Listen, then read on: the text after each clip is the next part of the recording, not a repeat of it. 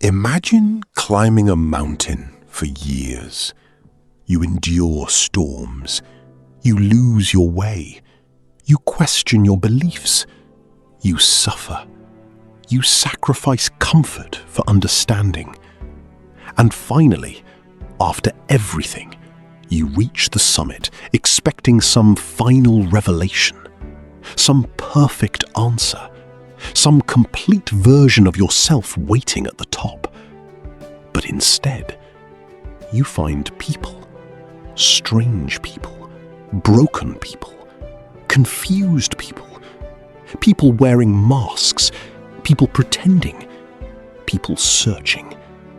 And perhaps, if you look closely enough, you recognize yourself among them. This is where Thus Spoke Zarathustra Part 4 takes us. After all the grand teachings, after all the difficult ideas, Zarathustra encounters what Nietzsche called the higher men. Yet there is something unusual about them. These are not perfect heroes. They are symbolic figures, fragments of human nature, pieces of pride, pieces of fear, pieces of ambition, pieces of insecurity. And through them, Nietzsche quietly asks a dangerous question. What if becoming greater was never about becoming perfect?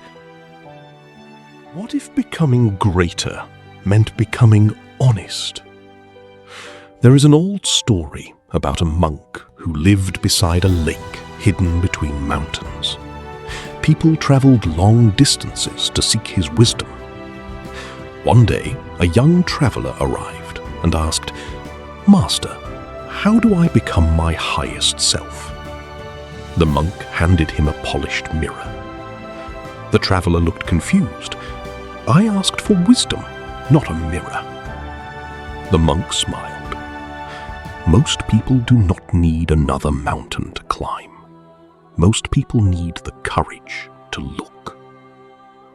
Because perhaps the hardest thing in life is not achievement, not success, not discipline. Perhaps the hardest thing is seeing ourselves clearly. Because many of us spend years constructing identities, versions of ourselves designed for acceptance, designed for admiration, designed for safety. We become the intelligent one, the successful one, the strong one, the helpful one, the perfect one. And slowly, we forget to ask, who am I beneath all these performances? Zarathustra notices this among the higher men. They seek greatness, but many still carry fear. Fear of judgment, fear of weakness, fear of imperfection. And Nietzsche understood something uncomfortable. Even people who appear extraordinary still struggle with being human. Even the strongest people carry uncertainty. Even wise people doubt themselves. Even those climbing mountains sometimes wonder if they are lost. There is another story. A student once asked a monk, "Master, when does the journey finally end?" The monk pointed toward the moon reflected on a lake. The student stared at the reflection. Then wind disturbed the water. The moon shattered into fragments.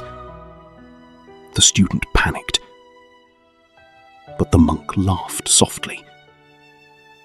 The moon was never broken. Only the reflection changed. How often do we confuse our image with ourselves? How often do we panic when identity shifts? When plans fail? When certainty disappears? When people stop seeing us the way they once did?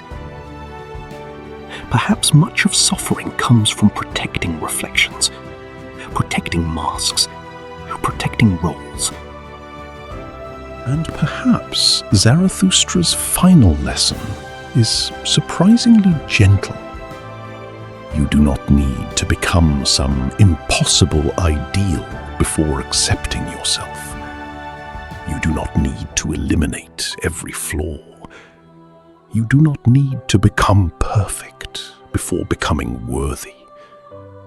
Because life is not a final examination waiting for flawless answers. Life may be closer to a journey of recognition, a gradual return, not becoming someone else.